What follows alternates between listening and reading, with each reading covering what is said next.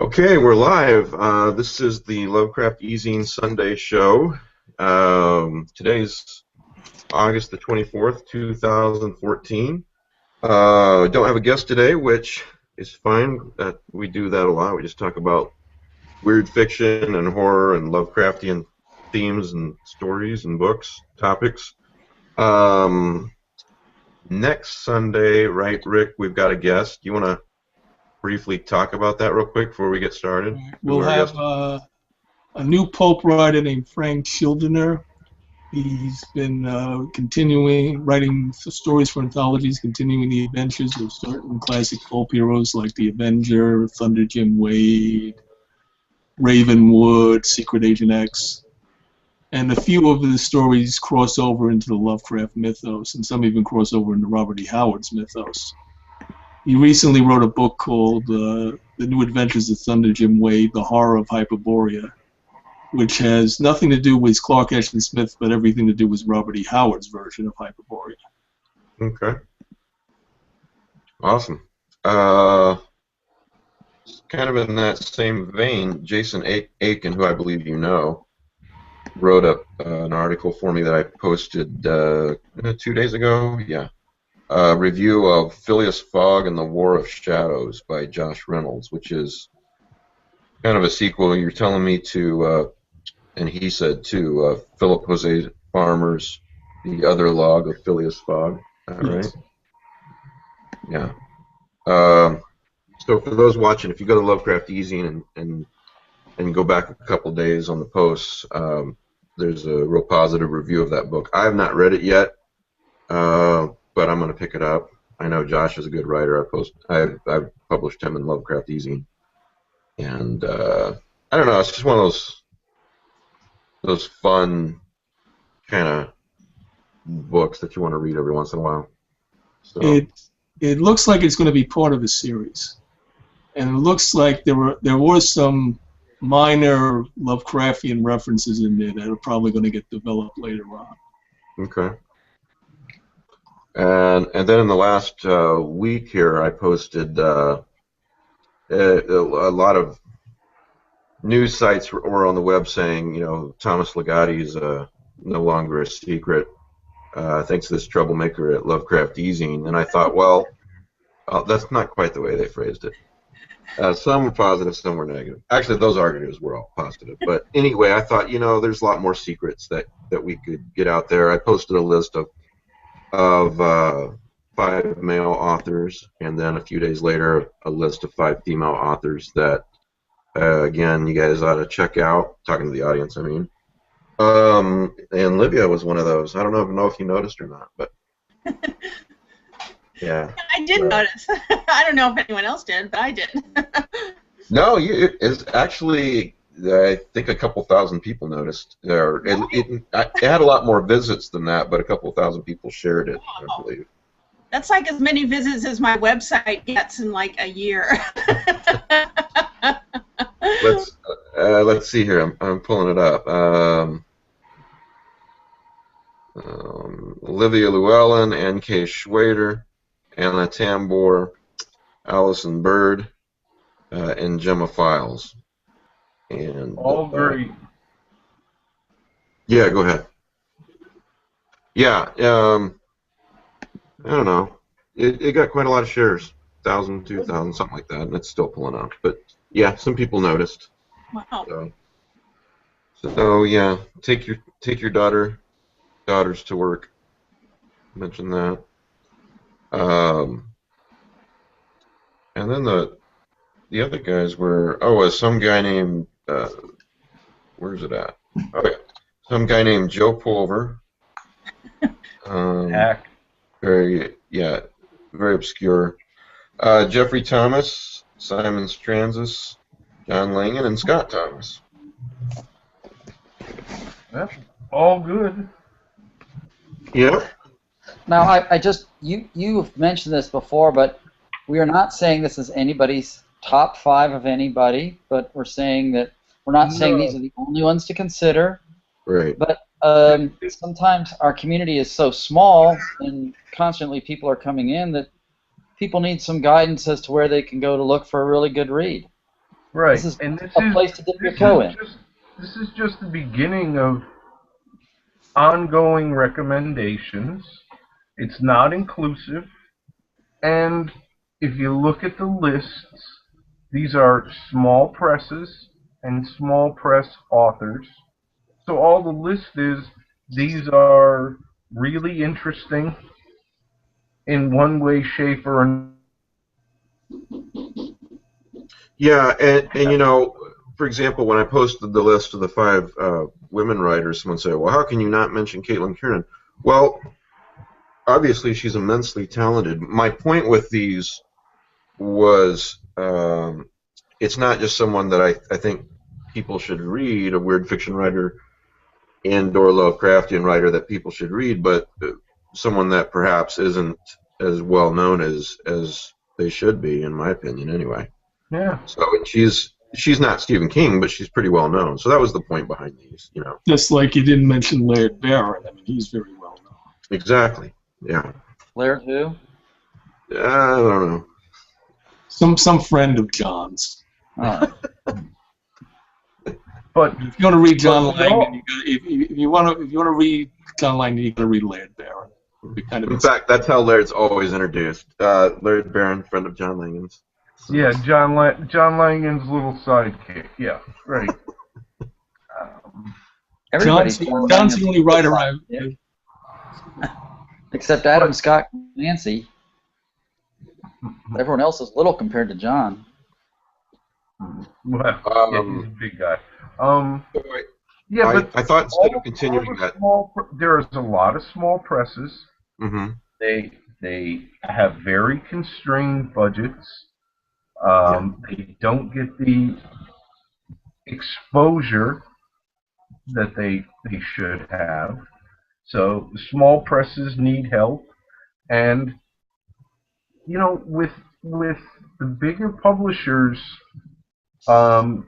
having changed in New York, a lot of writers are now working in the small press, and there's a lot of people who are newer or been around a while but just haven't had the exposure that are really wonderful writers and very deserving of a wider readership. And that's all these recommendations are intended to be is, hey, here's somebody who's deserving wider readership. Go take a look at their stuff, see what you think. Maybe you'll discover somebody you really like.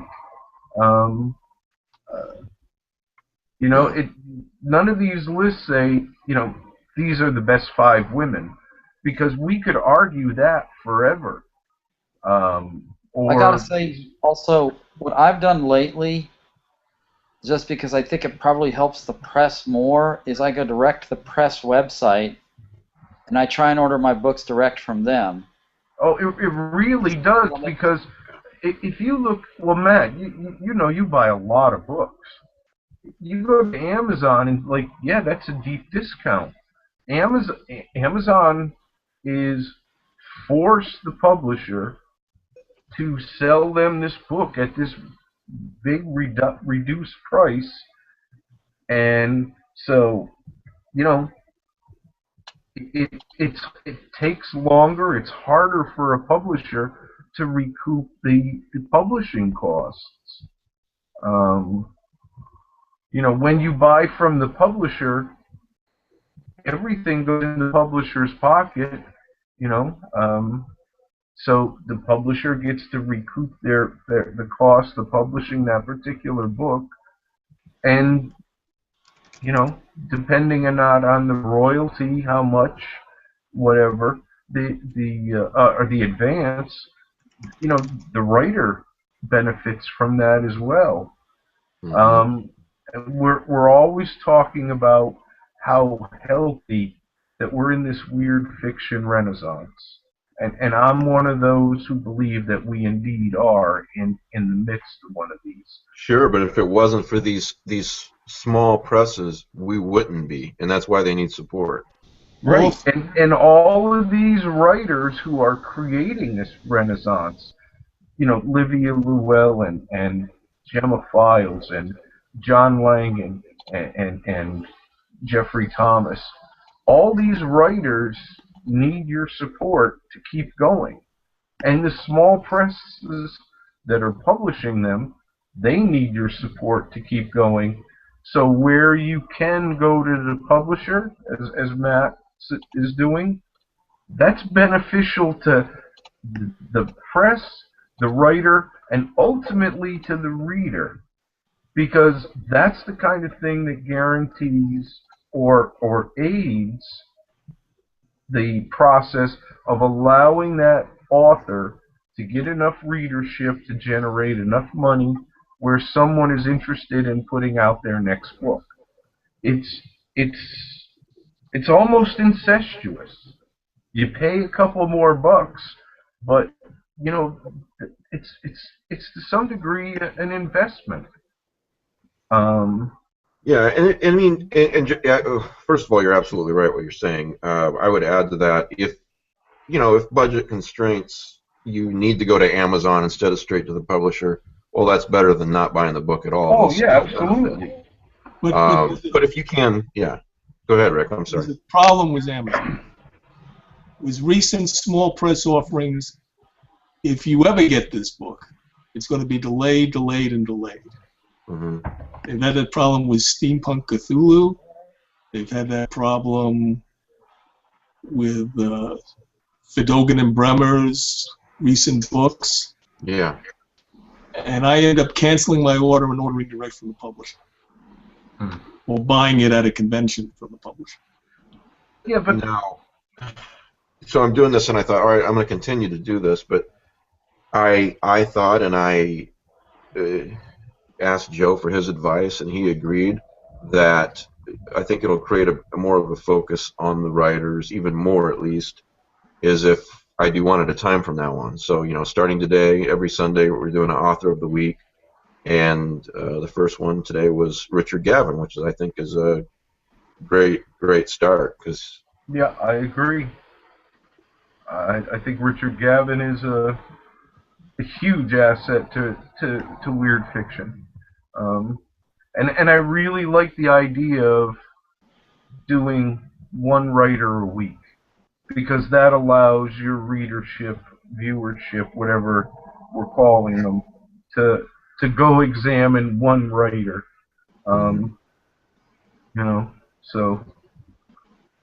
Richard is one of those guys. There's a lot of talented people out there, writers, artists, whatnot. I've said this before, there's not a lot of talented people out there that are really, I think, kind and nice people, too, and he's one of them. He's a really nice guy, in addition to being talented. So, At Fear's Altar is one of his books, and then I think one of the others is The Darkly Splendid Realm, if I remember correctly. Yep. Omen. Charnel Wine. Yeah. Charnel Wine. Yep. I think Charnel Wine's interesting. I think it started out as a chapbook, and then it got published by Dark Regions. I don't even know if it's still in press. You have to get used copies, I think. I think I was able to buy that. It's the one that I think is tough is, was it the Darkly Splendid thing, or Darkly Splendid Realm? Darkly Splendid Realm. Yeah, that one I think was the one that was tough to buy. Well, you can get it on Kindle, or at least you used to. Could be able to. No, I've got it on Kindle. Remember, he shut that down. Oh, he did? Right after you had the show on it, or his publisher shut it down. You couldn't get it in Kindle, right? I ended up buying a little pricey copy of that off Aid Books.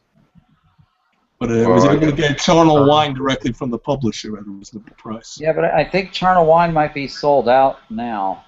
Well, I'm going to see what we got right now. What's Charnel? Is that a collection also? No, actually, it's available in a. No, look, they say perfect paperback, $195. That's ridiculous. Dark Regions. All right, there's copies of Omen. No, Dark Regions, $14.95. Yeah, Darkly Splendid Realm is more money than I got. Omens is still there, hardcover for $25. New copies for $19. Charnel Wine, nope, that looks like it's gone. Collectible at $195. Sorry, I just said $14.95, and then I saw the sold out button. Sorry. So, What is Charnel Wine? Is it another collection? Yeah, it's a collection. yeah. I read Charnel Wine, and I read that Fears Older. Holy God, $200. Well, you kind of hope that, like, sort of like Michael Sisko, that some press will come up and say this stuff is worth keeping in print, and they'll go ahead and get us another edition or something. Well, I'm sure at some point. Yeah. I'm sure at some point we're going to see that with Gavin's work, because his work has been consistently wonderful, and actually, I'm starting to do this. Like, for example, I'm about to publish Scott Thomas's The Sea of Ash novella that was originally published in The Sea of Flesh and Ash. And we're going to do a print and Kindle version. And if Richard owns the rights, maybe he'd want to reprint it and keep it in print. Mm-hmm. But I did that with. I'm doing that with several books. Are those going to be print on demand kind of things? Yeah. Yeah. The beauty of that is then you don't have to carry a big inventory. Plus, it can be available in press for longer. Yeah, and the quality of the print on demand that I'm using for Lovecraft eZine, the quality's there, so I'm not worried about that. Originally, with the Sea of Ash, Scott Thomas and I were just going to do a Kindle version just to get it out there. And then I thought, well, no, I can do it. I can do a print version too, and Nick Gucker did the cover. It's going to look really nice. So. Before we completely leave Richard Gavin's work, his last collection at Fear's Altar, which was a hippocampus, is still around. Copies are everywhere. The Kindle is a shade over $6, and the trade paperback is $18, and you can find that anywhere. And again, back to what your original intent was by featuring these people is he's the featured recommendation of the week. Go spend 5 minutes snooping around the internet and look up what people have to say about Richard Gavin. Go take a look at his website. Go read a couple of reviews. These people are all very talented, whether person A or person B is to your particular taste. They're all very much deserving of at least taking a look at and deciding for yourself. Speaking of talented, I wanted to say congratulations to Anne Schwader, who is now officially the poet laureate for Necronomicon next year. Great news. Truly deserves it. Mm-hmm. Yep. And that's with all my biases right there on my sleeve where you can see them. Now, see, I just don't see why they didn't call me, because I could spin out a limerick pretty good. Oh, yeah. Yes, I thought the same thing, because we were all crushed to hear that you won't be the poet laureate. Yeah. Don't you have a Cthulhu limerick, Matt, that you wrote? I saw it on Amazon. But a limerick usually has to be vulgar. It's not that I want to put you on the spot. You can rhyme Providence with no pants or something. Well, maybe you could do a floor show with Daryl Schweitzer. He's like the Lovecraftian limerick guy. Well, let's get Matt to do what he really does well, endorse product, because you were going to mention something about Dreams in the Witch House. Oh, yes. Now, those of you who don't know, and you should know, about the H.P. Lovecraft Historical Society Dark Adventures Radio Theater. Gosh, this stuff is great. They take Lovecraft stories and they do them in the style of a 1930s radio play. And they get voice actors, sound effects, they get original music. This is the 9th one that they've put out, Dreams in the Witch House. And one of the beautiful things about this is it comes on a CD, but it comes with lovely little props, like a partial transcript from Keziah Mason's trial, a little specimen of like Brown Jenkins' skeleton, a map to get to the island. So all these little things to enhance your listening experience, which of course would mean nothing except that the productions are superb. What I do is I have to sometimes drive 45 minutes to get to work, and then I count on things like this to make the drive a joy. So this last one, Dreams of the Witch House, is really good, but I can't really pick a favorite. I love them all. I like, and this is purely for personal reasons, not because they did a better job with it than the others. Shadow Out of Time. I've listened to that one several times. Yeah. I love that one. They're very good at putting interesting framing devices that weren't in the original story. Yeah, which you really kind of got to do for this type of thing, and they do a great job with it. I thought they did a really good and surprising, took me by surprise, framing job with the Call of Cthulhu audio. Yeah, they had a police investigation that wasn't in the story. Right. And in this, you get a scene with the priest from the story, and they did a very decent job of taking a minor character from Lovecraft and really making him a compelling radio presence. I really like the priest in this adaptation of Dreams of the Witch House. And he's just a name, really, in the original story.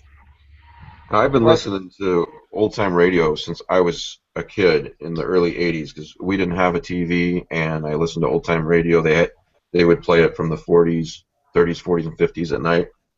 And I've been in love with it ever since, and they do a good job with this. It sounds every bit as good as that stuff. So the original music in this was by Troy Sterling Nice, and I thought it was very atmospheric. The props are great. The voice acting is great. There's really nothing not to enjoy. And if you order enough of them, you can order like these little radio-shaped boxes to put them in. Anyway, I put the website of the H.P. Lovecraft Historical Society on the eZine page, but everyone should really be a card-carrying member. I can't. It's like now. The only thing is, it's like, well, when the heck is the next one coming out? You know. I've heard two of those so far, and they're just incredibly well done. Yeah. The props are really great, like Matt said. If however, you just gotta listen to one right now, they do have digital downloads as well. One thing I want to mention is when you buy these, be very careful how you open them. You don't want to tear off they have these incredible seals. You notice, like right here. This one. See a little orange thing on the side there? Yeah. It's like this property is condemned or something for the witch house. Oh. And I mean, because when I first got the At the Mountains of Madness, I ripped mine off, which was something about Antarctica. You want to preserve it, so you want to break it but keep it intact. So at least when you close it, you can still see what the writing was. Yeah, their product. I have a question about incredible. Yeah. I have a question about the H.P. Lovecraft Literary Podcast, because I don't really like. I do so much work on the computer. I don't really like sitting there looking at the computer all day. I've heard that the productions are excellent, but what I'm trying to do is, I'm basically computer illiterate in some ways. I was thinking of like, is there a way that I can convert their recordings into a CD I can take in the car? Because I've heard that they're very good too. You mean if you download them, digital downloads? You mean? Yeah, you can use Windows Media Player to burn it onto a CD. It's pretty. Do you listen to the podcast? Me? Rick, have you listened to the podcast? I haven't listened to it. What about you, Mike? Their podcasts, I don't think I have. But if you want to listen to it in the car and you don't have an MP3 player in your car, you can burn it to CD if it's an MP3. So. Because they've recorded everything. The Tor.com is periodically does something about Lovecraft, and currently they're doing a read-along. And the last book they did was The Terrible Old Man. The next one coming up is The Mound. I just know that the podcast back in 2009 did a version of The Terrible Old Man that I kind of would like to see. Or listen to anyway, but I'm just trying to figure out how to burn it to a disc. Do they dramatize the story, or do they just read it? They read it and talk about it. I'm sorry, I was thinking of somebody else. I have listened to several of theirs. So. And are they like dramatized or what? No, they're just podcasts. They just talk about them. It's like a little talk show based about each story. Hey, Livia, sorry you're having trouble. Hey, sorry, my computer is like completely freaking out. I'm not sure what's going on. Did you turn it off before you started? Well, the two times I got back online, I completely turned it off and turned it back on again because it was just frozen. There was nothing I could do. So, yeah, I don't know. Last couple of weeks, it's been Rick and I have been having the kind of problems you're having. So yeah, earlier Joe and I spent 30 or 40 minutes figuring out the problem, and we got it fixed. So if you and I have to do that this week, we can. Yeah. But a lot of times, a lot of problems, if you turn your computer completely off, not just a restart, it'll clear them up with some anyway. But anyway, Matt, they're talking about the Lovecraft stories. So they don't do a recording of the story? In some cases they have, but I think mostly they're talking about the story. So, anyway,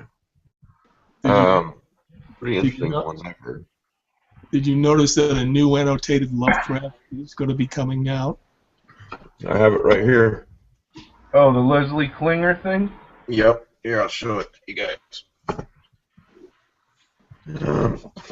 Obviously, it's huge. Oh my God. Yeah, I guess it is.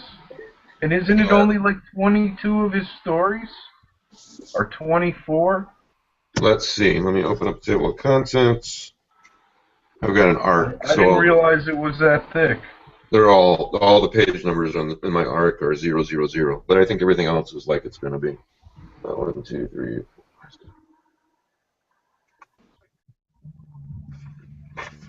Yeah, it looks like about 22, something like that. Looks like the major ones are all in here. And I like that the annotations are on the side. Oh, yeah. Page to go, looking them up or anything. Yeah, because that could be a pain in the neck. Yeah. And I also noticed a post somewhere online. Got some good pictures in here too. Yeah. Okay, illustrated, cool. Where Klinger was basically said something. Leslie Klinger basically said something like, "Nothing wrong with S.T. Joshi's annotated ones, but they're just Joshi scholarship, and this takes into account, more than that." So I'm paraphrasing badly, but he said something of that nature. Oh, okay. Another supplement like that is the Tour de Lovecraft. Yeah. Kenneth Hite. One assumes his annotations are different from SD's, so... Oh yeah, S.T. Joshi took him to task in like Dead Reckonings. Who, Leslie Klinger or Kenneth Hite? Kenneth Hite. Oh. Why? What did he say? Well, it's just they completely, scholars are prickly. What do you want? It's like, yeah. Whereas you would think like that this would be a chance for like everyone to like come together. It's not. It's like, let's get out the razor blades and fight it out. Well, okay, Joe and I were talking about this earlier, and there's two ways you can look at everything that happens, and it's an oversimplification, but it's true. You can look at it positively or negatively. And the positive way to look at those two are, okay, great, here's what this guy thinks and here's what this guy thinks, instead of getting into a pissing contest. You know? It's also available on Kindle. Kenneth Bye, Hite. Olivia. Yeah, poor Olivia. Tour de Lovecraft is also available on Kindle, is what I was saying. No, is Tour de Lovecraft an annotated edition, or is it just a overview? What happened was, in roughly 2007 to 2010, or something like that, Kenneth Hite was doing a blog, or something like that, and he just, for giggles or for interest, because it interests him, he went through Lovecraft stories, and he wrote critiques and annotations on them. And then what he did was, when he got to the end of it, he said, wow, this is pretty good. So then he put it all together in a book. Yeah, these are not the stories. These are basically, it's got that's like the case of Charles Dexter Ward, and then basically Kenneth Hite's essay on the story. Right. Now, the thing is, I've seen a critique on Amazon, hey, this doesn't include the stories. He never said it did. In some ways, if you were buying this book, you already would have the stories. Right. Yeah. Yeah, if that's your critique, you're reaching. Anyway, Kenneth Hite is a very knowledgeable guy. I've heard him talk, I've met him. I think his stuff is interesting. So, were you on the show when we had him on? I mean, I was just mesmerized listening to the guy talk. It's been like 3 or 4 months. Yeah, it was. He's very interesting. So you can pre-order the annotated H.P. Lovecraft, Leslie Klinger with a K, and that's not available yet, but you can pre-order it, and you can get right now, obviously, Kenneth Hite's Tour de Lovecraft is available. So, and, so the point of that is there's a lot of ways for people to jump into learning about Lovecraft stories. If you're one of those people who just played Call of Cthulhu or saw Cthulhu cartoons or something, you really want to get into the stories, but you want someone to help you through the arcane bits of language. These are a couple good ways to do it. Oh, yeah. Well, look at Dan Clores. What's the name of that? oh, yeah. Weird words. Weird words. I don't know what you're talking about. Weird words. You know, if you're having trouble with arcane language, Dan Clores' Weird Words will definitely bail you out. You know what? Speaking of arcane language, Joe, I saw a comment somewhere on the internet today. I'm glad you guys brought this up, because I made a mental note and immediately forgot to ask you guys what you think. And the comment was basically something like this regarding Lovecraft's purple prose. And the guy said that if it's some people only say that because it's weird fiction or horror. If it was mainstream fiction, they wouldn't, like Dickens, they don't say it at all. They don't say Dickens's prose is too purple. Mm-hmm. What do you guys think about that? Is it because it's horror? Yeah, because that's true. Because Dickens, as entertaining a writer as he is, has a lot of faults. Overuse of coincidence, whatever. Mm-hmm. We don't, we note that, and then we just go, it's still great writing. Yeah, that's exactly my point. But then, in Lovecraft's case, some people just seem to dwell on it over and over. He had great ideas, but God, he was a terrible writer. Well, only but some very knowledgeable people think that Lovecraft was a really great writer. Some very knowledgeable people don't think he was a great writer. A lot of that's taste. Yeah. I think Lovecraft wrote some really wonderful stuff. I think we got some stuff that is not wonderful. You are absolutely right. Where I have a problem with it is when someone said, I saw another comment on the internet today where the guy goes, and this is a pretty prominent guy, he goes, if you think that Lovecraft was a good writer, then there is no hope for you. Okay, but that's his opinion. Yeah. And if we start looking if we start looking at, I don't know, Stephen King and Neil Gaiman and blah blah blah and blah blah blah, we're gonna get some big writers, some great writers. Joyce Carol Oates, who's better than she is? People's opinions differ. Yeah, let someone else have their opinion, but don't make it personal on, well, if you think this, then you're an idiot. That's what I have a problem with. You know, and yeah, let's face it, ST spent decades doing valuable critical work.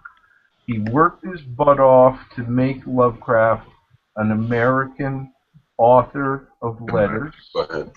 I mean, there certainly were other people doing critical work, but ST did mountains of quintessential critical work to get Lovecraft raised up to where he felt he should be. And now that Lovecraft is there, he's not just a little niche artist. And Lovecraft also is become, in a lot of ways, mainstream. You know, and Lovecraft is turned into a cottage industry. So you're going to get a lot more people want to talk about it. A lot more people with varying opinions discussing it. Or simply because it's gotten so big. The really dumb ones, the things that are of no use, I think quickly fall by the wayside. But there must be other people who are intelligent and who examine this in depth, who, you know, they agree on this one, they don't agree on that one. A lot of intelligent people really love the Dunwich Horror, but that's not one of ST's favorite stories. So here's somebody who has worked his whole life with Lovecraft and doesn't particularly care for the Dunwich Horror. Okay, and yet, but you can look over here, and here's somebody who's a great writer and says, "Oh, Dunwich Horror is one of his best stories. I love that one." We're people. We have different tastes. We have opinions based on all kinds of factors. I think it's good for Lovecraft to be discussed publicly. Oh, I do too. I'm not disagreeing with anything you're saying Good at for all. other writers who work within Lovecraftian literature. It's good for ST, who's Lovecraft's biographer and who's done so much important work with criticism. Well, in fact, there's a lot better discussion when everyone doesn't agree. My only point, not taken away from anything that you said, my only point is when I've seen a lot of when you disagree lately, people get personal or get upset. You know, let's disagree and keep the emotions out of it. You know, when it comes down to it. Yeah, we all want to be reasonable. We want to have dialogue, not fights. Absolutely. You know, the other thing, one of the things is whether it's literature or art or music, it's a form of art. It's a form of expression. It's a creative force. We get passionate. The passions necessary or this work wouldn't be created. But it would be nice if we could try to discuss these incredible fonts of passion reasonably. Some people do. Some people do, and occasionally some people don't. Yeah, well, you and I don't agree on everything, but you know, I don't tell you you're an idiot when we disagree. You know? Oh, you told me a couple of hours ago I was stupid. Wait a minute. Yeah, but at least I try to do it in private. Yeah, that's true. No, and You know, all right, Matt and I, we differ, but we can still sit here and talk. You know. I got a little pulver voodoo doll I'm poking. Well, hey, good. No wonder you were in bed yesterday. Yeah. Will you skip the pins, go into the kitchen, get a knife, because I could shed a couple pounds in the middle, Matt. You know, just hack a chunk off there. No, it's good. It's like, okay, somebody who watches these regular, you know, Matt talks, Joe talks, Pete talks, Rick talks, Mike talks. Sometimes we all agree. Like, I don't know, I think we would all agree that The Black Man with the Horn by T.E.D. Klein is one of the best Lovecraftian stories ever written. I think we're all in agreement on that. So if there's somebody out there who hasn't encountered that, maybe that one's worth going to look at because all the talking heads say, wow, you know, this one's great. But then we get to, I don't know, whatever story. Matt really liked it. Rick thought it was okay. I didn't like that one. Okay. It's obvious we're all interested in this subject matter, but it's also obvious that we have different tastes. Okay, but you realize that Black Man with the Horn's not the best story in that book, right? I didn't say it was the best. We're going to Children of the Kingdom. Yeah, Children of the Kingdom. Yeah. I didn't say it was the best story in the book. I was saying that all of us who are normally on here are all going to say that that is one of the best. Michael Shea's Fat Face. Mm-hmm. We all have praised that repeatedly. There's another story that I think is on everyone's list. People who are deep into this anyway. No overt real Lovecraftian references, but it's weird fiction. The Autopsy. Man, did I love that one. Yeah, and the other thing too is if we don't occasionally disagree, or better yet, if we didn't have different tastes, Matt's gonna at some point tell me about something I haven't heard of, and I'm gonna go, that sounds interesting. So I'll go look at that. If his taste was exactly my taste, if all he read is what I read, and vice versa, then there'd be no real benefit to that. We need differing viewpoints. They're healthy. Joe Contour on the message board says, ST doesn't like the Dunwich Horror. I thought I was the only one. I can't explain it. I just don't like that story. I don't think it's bad, but I never go out of my way to read it or listen to readings or adaptations. Actually, Joe Contour, I am not a huge fan of the Dunwich Horror myself, speaking of taste. Oh, there's interesting because I'm not saying he's the only one. No. I'm kind of going into There's a whole bunch of people who don't care for the Dunwich Horror, but there are a whole bunch of people who absolutely adore that story. You know, part of this is like you got to think about it in context. Like we were talking about Basil Copper's The Great White Space, and I thought it was pretty tedious. But the Dunwich Horror I read when I was 13, and it blew me away at that age. And ever since then, I've had this enormous affection for it. So I reread it every few years or so, and I still like it. But part of that is because it puts me back in the context of when I first discovered Lovecraft. Oh, yeah. And that's so valuable. You're also going to have different reactions than when you read a story. Yeah, absolutely. Because I remember when I first read Arthur, I had the same reaction as Matt did when I was about 13 or 14. But I also read The White People by Arthur Machen, and I'm going, what the heck is this about? And now when I read The White People, it's incredible. Yeah, well, you need to be an adult to understand that story.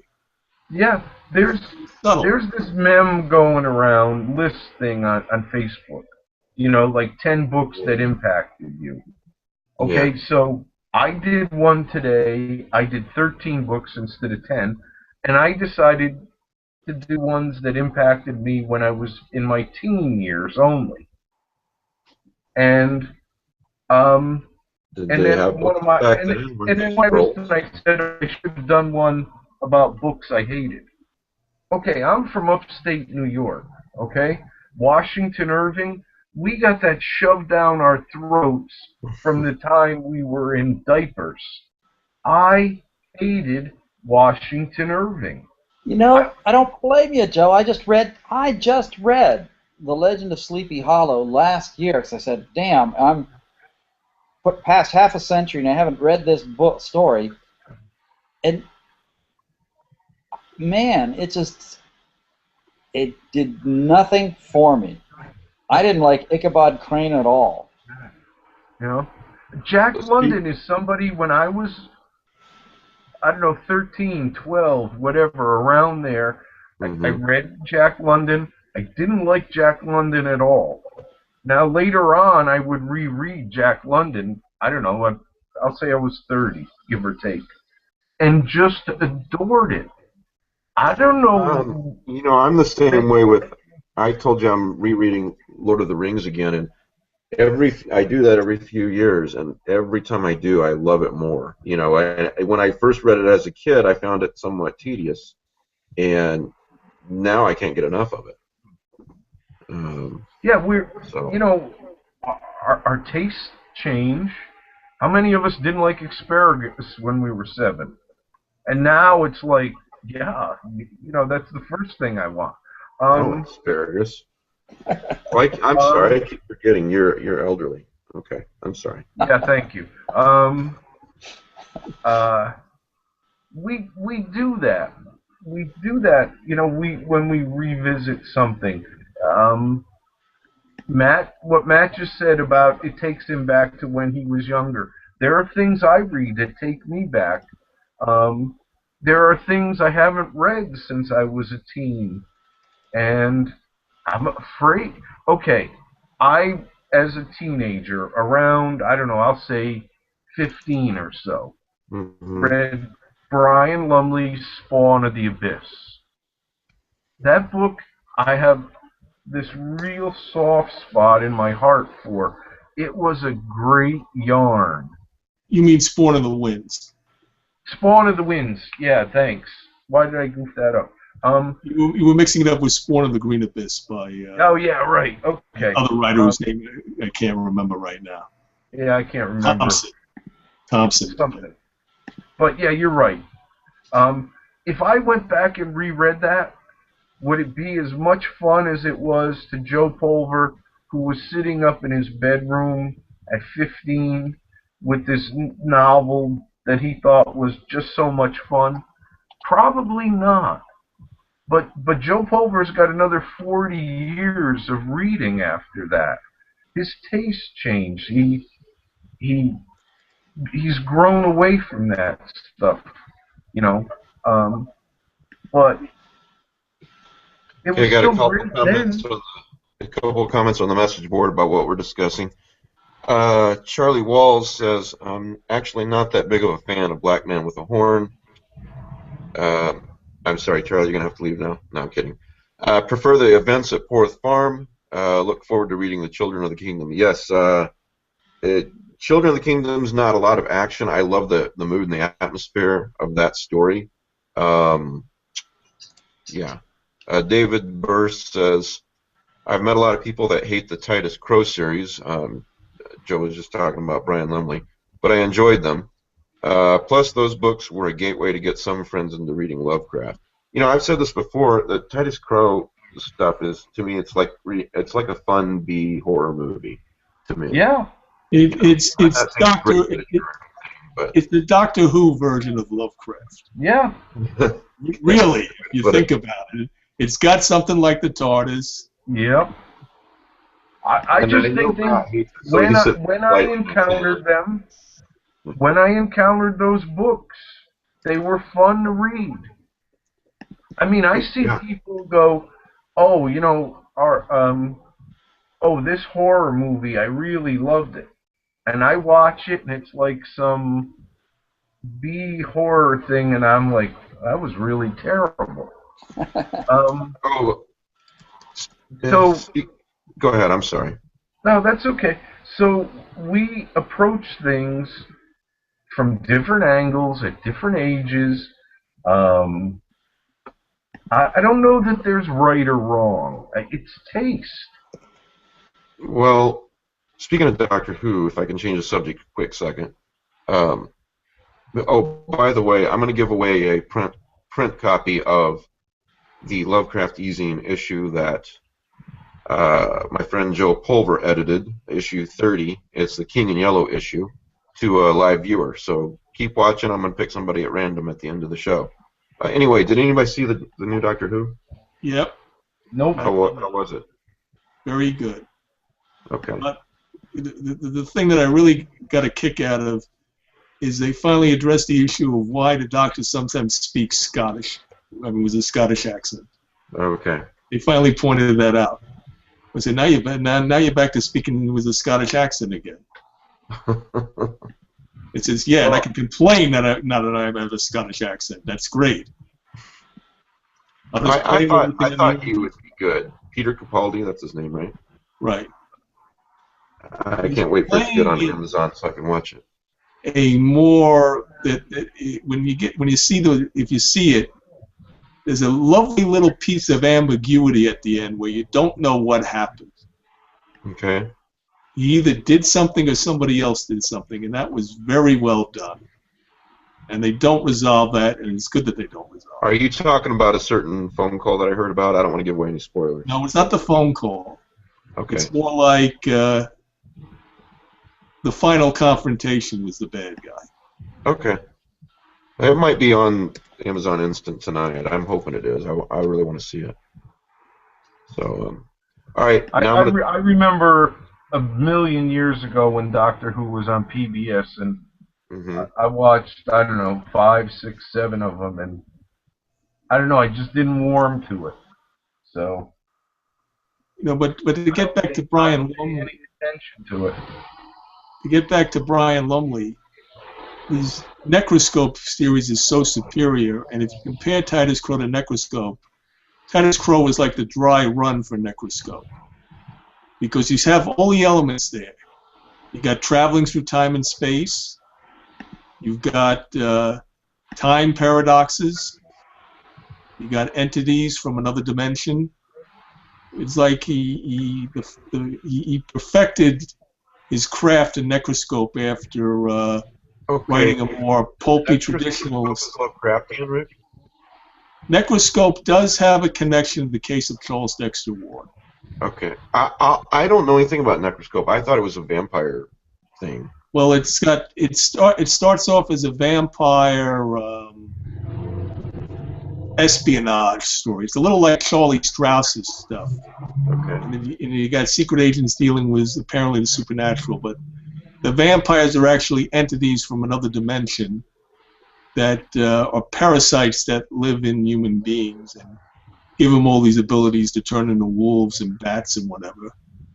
And eventually, we get to. There was a reference in the Charles Dexter Ward novel to a Hungarian castle, and that castle pops up, and the reanimation formula eventually plays a role. But he doesn't go crazy with great old ones. He just sticks to the case of Charles Dexter Ward for the most part. Okay. I want to, very briefly, I don't want to dwell on this, talk about something touchy. Someone asked me, a couple people asked me, why I had not voiced an opinion, since I run a magazine called Lovecraft eZine, about the fantasy. There's some petition going around about changing the Lovecraft bust to, I think, Octavia Butler. Is that right? Yeah. And the short answer is I don't really care. I think it's kind of silly, but I don't know. What do you guys think about it? I'm interested in the themes of Lovecraft and Lovecraftian stories. I'm interested in cosmic horror, if you really want to boil it down. I'm not really interested in drama. So, The way I see it is, it okay, it bothered somebody. Um, they started a petition. hmm If the petition generates enough interest, it goes before whatever body and they vote on it, and they want to change it. Okay, that's up to that body. It's their award. Nick Mamatos said, okay, maybe it shouldn't be a bust of any particular writer, and he suggested a creature, and he suggested a chimera. Okay, if you're going to change the award, I think that's really reasonable. I think that's a great idea. Don't make it a person, because um, Butler is a great science fiction writer, but I don't think of her as fantasy. I think of her as an incredible science fiction writer. hmm But if this is the World Fantasy Award, a creature, because fantastic creatures, be it I don't know, a vampire or a chimera or Cthulhu, that's what fantasy is, and there are so many different ones. I think if they're going to change it, I think that's a great idea. I Um, I think what Nick said I, is I agree with it. Yeah. you So, here's know, my thought is, but first of all, I don't got a vote. Second of all, I'm never getting the award, so who cares what I think? But I look back into the history of the thing because this was what I was kind of interested in, hmm which was it came about in approximately 1975. The first convention was in Providence. The people on the jury to give out the award included Ramsey Campbell, Fritz Lieber, Gahan Wilson, a bunch of Lovecraftians who thought it was in Providence, so they had Gahan Wilson do a mock-up from one of his cartoonish sketches. mhm. I don't. And then, apparently the highlight, what I heard was in that meeting, which I wish they had a recording, Fritz Lieber read The Haunter of the Dark. hmm Could you imagine hearing that? I'd love to have heard that. But Well, the yeah. idea was, I don't think they thought it was ever going to be anything other than ephemeral to that one meeting. You know what I mean? Mhm. They didn't think That's a that it would very be, good point. 50 I mean, years later, they're still using the same award. right. But, and the thing is we now we now have not enough for the way I see things, but we have creators of color. We have creators whose are different. If somebody wins this award and they're black, maybe Lovecraft, maybe they don't care about Lovecraft, or maybe they don't care about his racism, but maybe they do. And if Lovecraft's racism bothers them, they're absolutely entitled to be bothered by that. So if if there is enough interest, and whoever gives this award out thinks it's right and proper to change it, well, that's up to this organization. hmm I'm not a member of the organization. Um, I've never been happy about Lovecraft's racism. Uh, I can understand why some people would find it hurtful and bothersome. I mean, this is the 21st century. I'd like us to be over these kind of issues, but we're not. And it doesn't look like, unfortunately, we're going to be anytime soon. And I don't mean the Lovecraft bust. I mean, just look at Ferguson and whatnot. Yeah. Um, Right. you know, uh, a person of color who's offended by Lovecraft's racism is entitled to be offended. And you might have a person of color who's not offended by that. They might say, most people back in that era thought that. Okay, I could go into that deeper, but that's your own personal opinion whether it's offensive or not. Um, if there's enough interest and there's enough signatures on a petition, and if this organization, whichever organization it is, decide to do something, then I think Nick Mamatas had the right idea. I think so too. If they don't do anything about it, well, that's not up to me. I'm not a member of the organization. Yeah, I think I feel much the same way, Joe.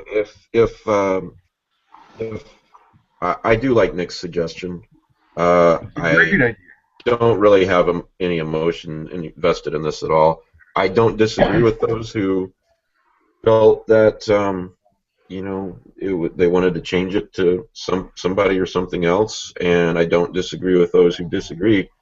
I sound like a politician right now. What I do have a problem with is everybody on every side calling each other idiots. Come on, let's just act like adults. Well, but it's not everybody. It's a couple of people. It seems to be a lot of people. Oh, I haven't noticed a lot. I've noticed a couple here and there. There's a few very loud people. Yeah, it's probably more. S.P. Joshi just wrote a blog yesterday about it, where he makes a pretty good argument about Lovecraft's influence. But still, he's not a member of the organization either, and I think the board will make up their mind, and I'll go on about my day, and I won't be bothered much either way. Bottom line is it's their decision. Lovecraft had a lot of influence, but there's other people who had a lot of influence as well. So, right. I just think if you're going to change it, go to something that's. Yeah. Did you?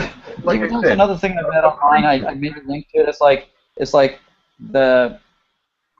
they represented the Hugo Award, and one guy says, "Yeah, 'cause it looks like a big dick." I like that. It's like, okay, it's like you could just make it some kind of inanimate object.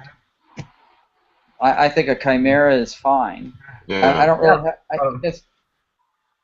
I think one of the things I disagreed with the petition was one of the reasons given was that because Lovecraft was a terrible wordsmith. Okay, that again is a matter of opinion. Yeah. And some people are going to say no, he's not, and some people are going to say yes, he is. So we can't even agree on that. Yeah.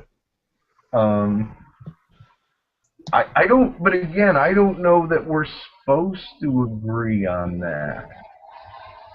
No, that's okay. I mean, that's fine. I just wish that when we disagree, we could be a little bit less personal about it, a little bit kinder about it. And, some of the best discussions I've ever had are with people who disagree with something that I'm saying. And, I might learn something from that person. If I only talk to people that agree with me, that are yes men. Hopefully we take something positive away from dialogue with another person. We're unfortunately, I think we're living in a cable television era which thrives on conflict, and we see that in all these political programs. People just yell at each other, and you don't see a meaningful discussion. And this is somewhat an outgrowth of that. That's how discussion is. I mean, how old is the expression "everybody has an opinion"? It must be as old as the hills. And nowadays, via social media, everyone can express their opinion, and often without any cost, because you're invisible, or you have the potential to be invisible, or you're at a distance.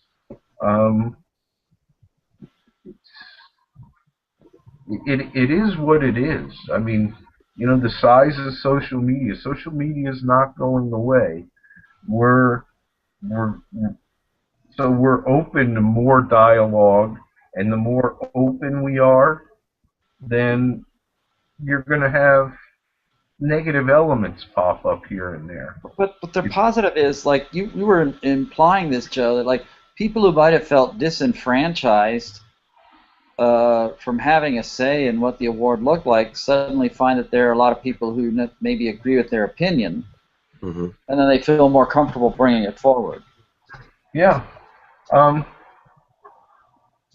like I said, I really think that, the body that controls this award is the ones who they created the award. It's ultimately up to them if they want to change it. I don't know that any other awards were ever changed physically, the appearance, because of dissent. I have no clue. Maybe quite a few were. Maybe none have ever been. And I don't just mean in literature. I mean for film or music or whatever. So, Well, and I know I probably sound like Pollyanna when I say things like, why can't we disagree without yelling at each other or making it personal? But I really do feel that way, and I really do feel like we can act that way. But anyway, I don't want to beat a dead horse. I like to think most people are.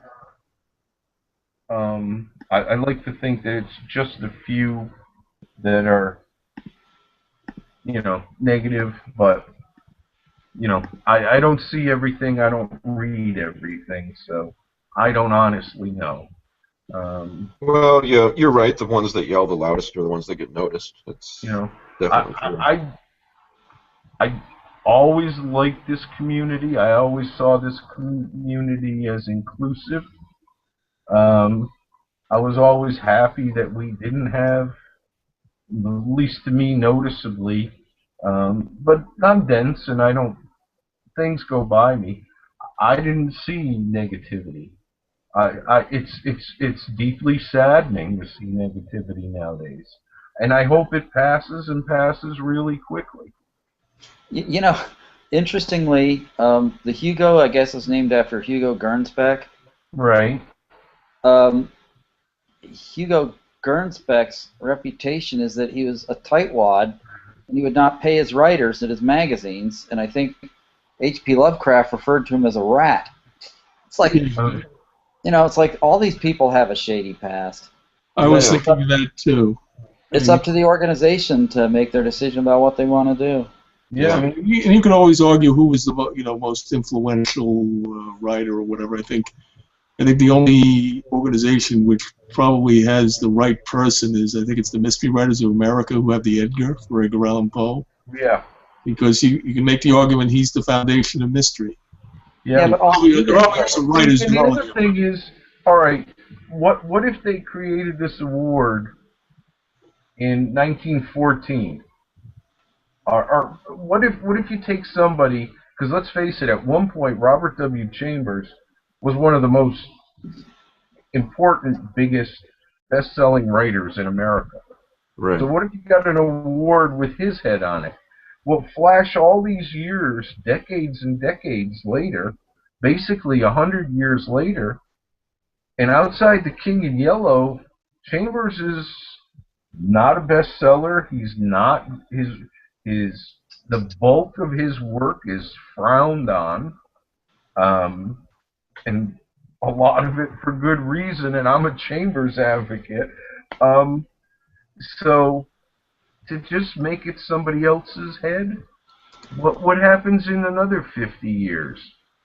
Like I said originally, Nick Mamatas has got the right idea. If they're going to change it, somebody should pay Nick a finder's fee for coming up with the right idea.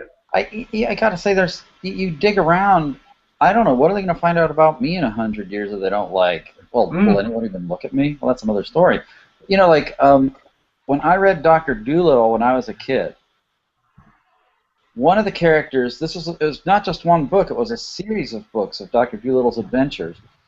And one of the characters was an African prince who desperately wanted to be white. Yeah. And part of the adventures were how he tried to make his skin white. If you read The Gold Bug by Edgar Allan Poe, the one character who is a person of color is treated in a very demeaning, derogatory way. It's like, or if you read Charles Dickens, Oliver Twist, you got an anti-Semitic caricature in Fagin. Right. He writes. Some people say he did another book called Our Mutual Friend, where he had a good Jewish character. Read the book, As a matter of fact, I heard that it's not a good Jewish character if you read it carefully. I heard there's a new Scooby-Doo movie where Daphne has got a curse put on her, and she's fat. Now that's the curse. Which, come on. She's like Velma? Hell, No. man, I'm not watching the show anymore. Wait a minute. She wasn't fat. No, She's affectionately chubby. I don't even think she was chubby. Well, let's see. Well, let's put it this way: Velma isn't Daphne. We'll put it that way. Daphne's built. Anyway, to move on to a different subject. Yeah. There's something I'm looking forward to this fall, which is the latest comic book adaptation of the Dream Quest of Unknown Kadath. Okay. There have been several. There was one in the Graphic Classic series that wasn't so hot. There was one called The Dream Quest of Randolph Carter, which only part of it ever got published. There's the gorgeous one by the Mothman Press by Mike Dubish. But Self-Made Heroes version by I.N.J. Colbard is due to come out. And I'm really just fascinated to see it because these are such fantastical landscapes. It's going to see what an artist will do. And he's good. They've done several Lovecraftian comics. Yeah, and Peter Von Schally just published through PS Publishing an illustrated version of the book. Now, this wasn't a comic book adaptation; it was the actual text, but copiously illustrated. So, especially with the Dreamlands movie now getting greenlit, I just think it's going to be very interesting to see what I.N.J. Colbard comes up with in terms of his visions. That photo that you just posted, I have that book. That is a wonderful book. Yeah, by, I forget his name, Like Jason Bradley Thompson. He sent this to me, and let me put this back on my desk, Jason, because I owe you more promotion, because you certainly deserve it. This is Thompson, I'm sorry. Wonderful. Look at this. I mean, the lands of dream. Now, if you notice that the main character doesn't really look like a human, it's not that he can't draw people, but ever since he was a kid, I guess in high school, he drew the Mothman in all of his doodles and whatever, so he's kept the Mothman as the central character of his Lovecraftian comics, which I think is pretty neat. Can't see it, Mike. What's that? This is the one that was... see it. Well, I've got it on the screen for the audience. I think you have to actually click on me. That's the... I'm glad you mentioned that because I couldn't get in when that was being sold in comic books. I couldn't get into it because the character didn't look human. Oh. You can buy the compilation now. Let's see. I lost my train of thought. He's also got several of his Lovecraftian comics online. Yeah, Cellophase. The White Ship he did a really good job on. I just think it's going to be very interesting to see what Colbard comes up with. So that's due out. Self-Made Hero has done Lovecraftian comics very proud over the last 2 or 3 years. So this Colbard has done adaptations of The Mountains of Madness, The Shadow Out of Time, in the case of Charles Dexter Ward. So he's got some pretty good chops. What's Go ahead, Rick. I'm sorry. I was a little interested about Dream Quest of Unknown Kadath. Your attitude towards that novel depends on when you read it. That was the first real Lovecraft that I read, so I liked that a lot. But if you come in through Lovecraft who was horror fiction, you may consider the fantasy novel a little bit of a letdown. Just to flip back over to Jason Bradley Thompson, I'm posting a link. He's got several of these online. The Strange High House in the Mist. I'm posting it on the group page. You can actually read the whole thing, and wow, is it nice art? I mean, it really is. And that's especially a good comic. Strange that he especially did a good job with that one. Let me put it that way. Hmm. They're all good. He's done a version of the Cats of Ulthar too, but that's hard to get a hold of. It's in an anthology called Strange Kitties. Yeah, but it's also on that website. Oh, cool. Very cool. Yeah, it's on the left side. If you look under categories, then you see the Beast in the Cave, the Cats of Ulthar, the Doom that came to Sarnath, Strange High House in the Mist, and the White Ship. His is one of my favorite versions of the White Ship. Yeah, it's free. I mean, buy the book, support the guy, but yeah, it's one of my favorites too. So I think there's just one other comic book version. I just couldn't find the cover. I think it's in the Graphic Classics series, but it wasn't as high quality, I don't believe. Just my opinion. Did you guys? This is off the Lovecraftian topic, but it's sci-fi. Did you guys see that? I just drew a blank. It's the guy that plays Captain America. What's his name? Chris Evans. Chris Evans. He was just in this movie about a train. Snowpiercer. Was that the one about the train that goes around the world? Yeah. Yeah, Snowpiercer. All right. I want to see that. I haven't what seen a great movie this is. I watched it, and I'm like, man, I didn't like that at all. Yeah, I can already tell you disagree with me, Joe. That's fine. I'm like What? Snowpiercer? Did you see it? No. I just heard about it. The trailer looks great. Yeah, it does look great. The movie itself. Rick, Matt, have you guys seen it? No. No, I want to. Okay, never mind then. Maybe somebody on the message board can give me their opinion, but I didn't like it at all. I didn't think it made any sense. If we're talking movies, did anybody see Guardians of the Galaxy? Yeah. Oh, no. Loved it. You haven't seen it, Joe? Haven't seen it. You'll love it. It doesn't even open here for like 3-4 days a week, something. The 28th it opens here, I think. Oh, and Rick's right. You'll love it. I want to go see it again. I haven't seen a movie twice in the theater in ages. I'd go see it again. Yeah, and one thing I would say, I'm not going to give away what happens in the after credits scene, but you're distracted from noticing something by what is so obvious. So try to take in the whole scene. Okay.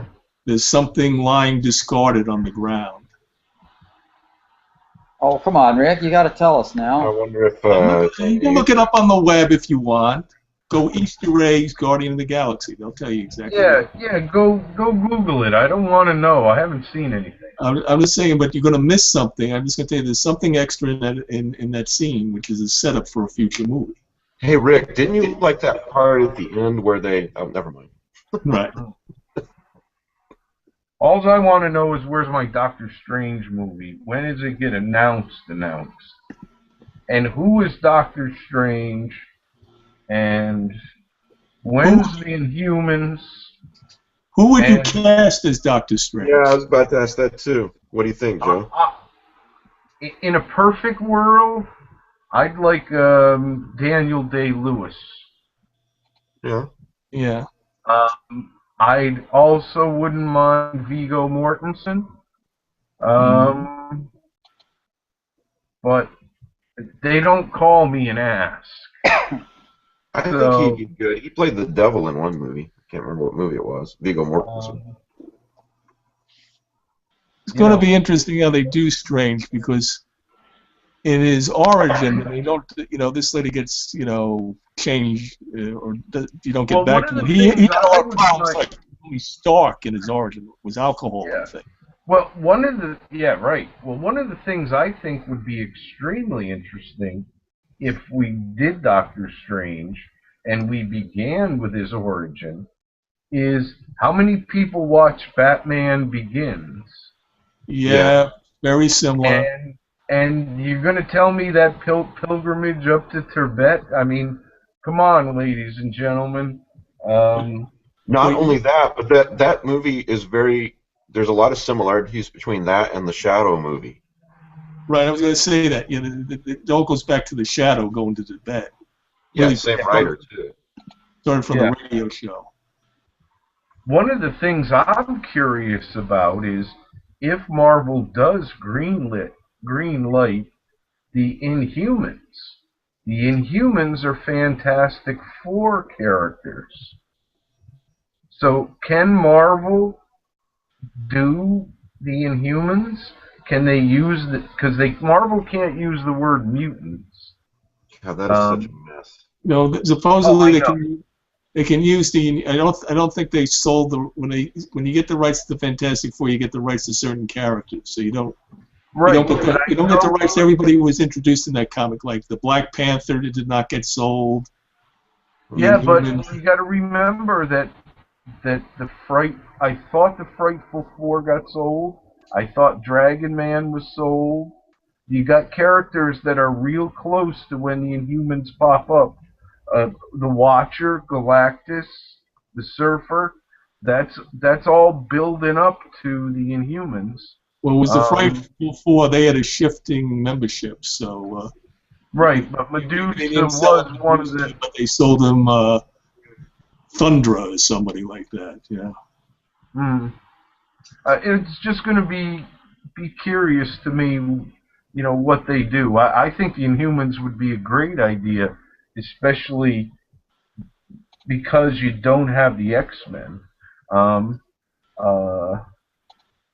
And the Terrigen Mist, the Kree created the Inhumans, so there's another tie-in to this bigger arc that I think that they're creating. Joe, David Burst just posted. He said he posted a link to an article. I'm reading it right now about Doctor Strange. The firm July 8, 2006 release date. Oh, I hadn't heard that. Well, they were obviously setting it up since they mentioned Doctor Strange in the Winter Soldier. Oh yeah, I know we're gonna get a Doctor Strange. It's just like I'd like an official announcement. I'd like an official street date, and I don't know. I'm worried. It's like we damn well better have Dormammu. We better have Clea. I want Baron Mordo. I want Mindless Ones. Well, listen to this. Here's one of the I forget who I'm quoting here. Somebody to do with the Marvel Studios president. He goes, I just watched the Neil deGrasse Tyson Cosmos series, which is amazing. It is, by the way, and may as well be an acid trip. It's mind-bending and all based on physics and quantum mechanics, and we're going to play a lot with the notion of that as an explanation of how the sorcerers do what they do.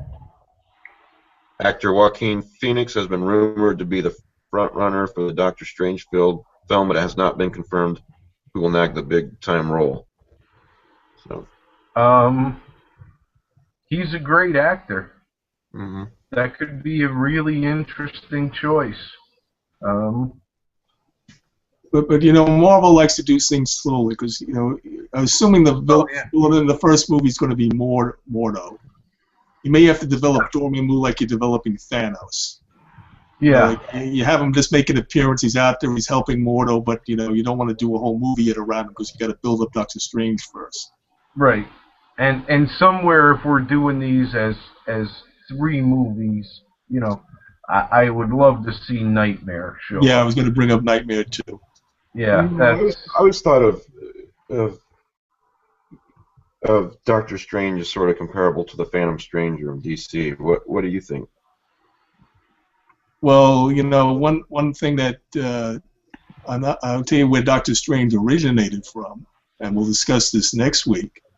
There was a pulp character called Ravenwood, who was a psychic detective who had occult powers, but he never fought supernatural menaces, but he was trained by this ancient one from India, and they lived in New York. So that's where the origin of Strange probably came from. Well, that's entirely possible. C.J. Henderson wrote a novel called The Battle of the Beyond. Was that when I first read? That was my first exposure to Ravenwood. I said, "Oh my God, this is so much like Doctor Strange." Well, I always thought Phantom Stranger was such an interesting character, and I haven't read a lot of Marvel stuff, but they seem somewhat similar. Not their origins, but the characters. Wouldn't the Phantom Stranger have come from the Spectre, who was created in the 40s as another DC property? Mm, I'm not too familiar. I'm familiar with the Spectre, but not the Phantom Stranger. no, they're pretty different. The Spectre, he's a lot more powerful. He's almost God, pretty much, or can be. The ultimate Punisher. Yeah, and he's kind of an asshole. You make a Spectre movie. Who's he gonna fight? You know, that's like, who's Cthulhu gonna fight? You know, I mean, no one can win against him. And if Del Toro does this Dark Justice League, how can we do a Dark Justice League and not have the Spectre in there? Well, you'd probably have the Phantom Stranger and Dr. Fate, wouldn't you? No, not Dr. Fate. Swamp Thing, the Phantom Stranger, Zatanna, Constantine, Etrigan. Yep. Yes, I wouldn't have forgotten that.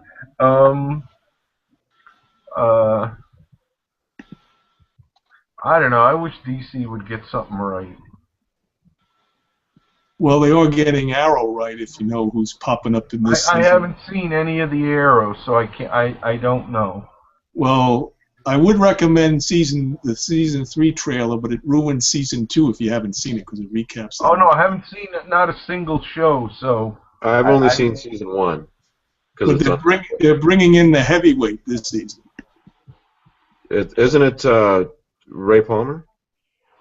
Oh no, the villain. The villain is who they've been teasing from the very beginning. Not Darkseid. Ra's al Ghul's coming. Oh, him. Oh, okay. Definitely. And well, does Batman exist in this universe then? Well, they've used characters from Batman. I mean, they have the League of Assassins. Well, you know what they've always said about Green Arrow. He's poor man's Batman. They had a version of Firefly, one of the minor Batman villains. Yeah. They tend to do watered-down versions of the villains from various genres. Like you saw, like the Royal Flush Gang was like suddenly just a family of criminals rather than these super-powered villains. Yeah. Joe got pissed off and started talking about DC and left. Can't hear me yet. And if rumors are correct, eventually we're going to see Gorilla Grodd on The Flash.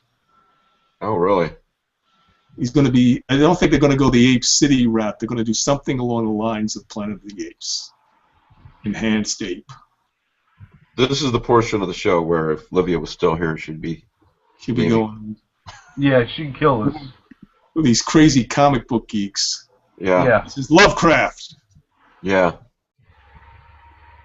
There's a connection there. We can go like the Kevin Bacon connection. Lovecraft, Arkham Asylum, Batman, DC, and Marvel.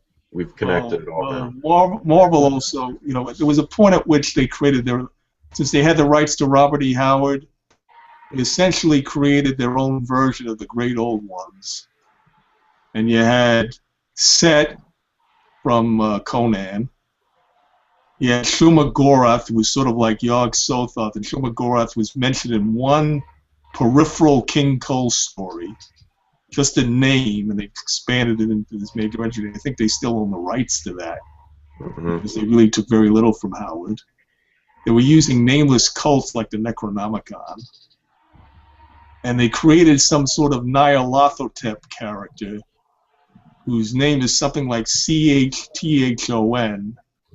and there's been a debate over whether he's the guy who was always working with Thanos in the Avengers and Guardians of the Galaxy, that guy in a cloak. That guy. Played by, because he uses the name The Other, which is an alias for that Chthon or whatever. Yeah, Joe, Rick is right. You're gonna love Guardians of the Galaxy. Okay. So you well, already saw that character in the Avengers, so the same. You know, the thing is Rocket Raccoon. I haven't seen it, but just I don't have an interest. Groot. I remember Groot from when he was a monster. Before Marvel did superheroes, they did a lot of monster comics. Oh, And was that his origin? He was like Fing Fang Foom, a monster first? Yeah, it was Tales to Astonish 12 or 13 or 15, or Astonishing Tales, I think it was called back then. It's like 1960 or 61, pre-Fantastic Four. And there's Groot on the cover. He looks exactly like Groot looks nowadays. And what does he say? I am Groot. Right. That's all he says in the movie, too. That's all he's ever said in like 60 years. You haven't seen Agent of S.H.I.E.L.D. yet, right? I saw one season. Oh, you saw the first one. Looking forward to the next season. Well, they're doing something with China, because that's where Sky comes from. So there are talks of, does it involve the Inhumans? It's because sometimes they were out in Asia. I think the lost city of the Inhumans was somewhere in the Himalayas at one point. Well, the lost city of the Inhumans, Atlan, was in the Himalayas for the longest time, and then it went to the moon. But they were certainly in the Himalayas. Yeah, there once was an Incredible Hulk annual from the 60s where they somehow put it in like near Switzerland or something by accident. Mm. You suddenly saw these Europeans wandering around the mountains.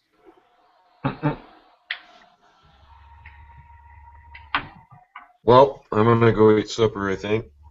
All right. Thanks, guys, for being on the show, and thanks everybody for watching. I'm going to let's give away the King in Yellow issue. Just send me an email if you want to be in that random drawing. Send it to Lovecraft eZine at gmail.com. Lovecraft eZine, and make sure to put King in Yellow in the subject.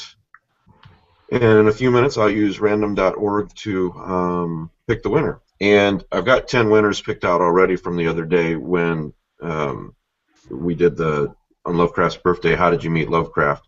I just have to email the people, and then I'll announce everybody. So anyway, thanks, guys. Thanks, Mike. Thanks. Thanks, guys. Talk to everybody soon.